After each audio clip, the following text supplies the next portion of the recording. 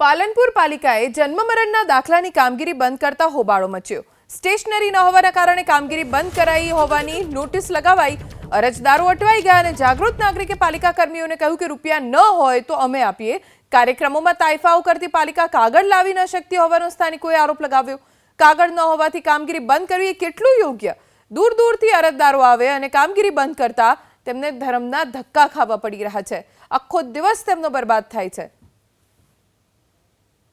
stationery नहीं आवक में दाखला मारी नोटिस नगरपालिका मारा शरम क्यों है नहीं स्टेशनरी नहीं आवक में दाखला नहीं काटी आपको मामले जनता तो नजर आपो ना कि जाहिर नजर आपो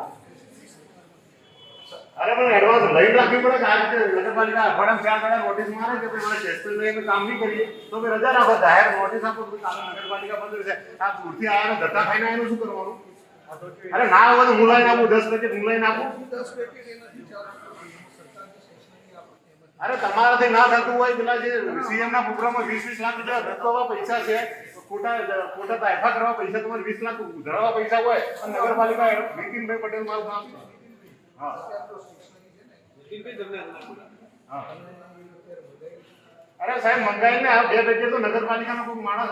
अरे माणसा होय ने तो एमनो आज दूरથી ધક્કા आप 50-50 કિલોમીટર दूरથી આલે 100 રૂપિયા ભાડું ખર્ચીને આયા અરે તમે આપડા બધા ભેગા કે ભાઈ આરે બધા ચલો ભાઈ આ ગરીબોને આપણે સ્ટેશનરી આપી દઈએ આ ગરીબોને એટલી પડી હોય ને એટલી નુકસાન હોય ને કે યાર ઝેરો કાઢવા માટે પૈસા નહીં તો આપણે સ્ટેશનરી લાઈન આપી દઈએ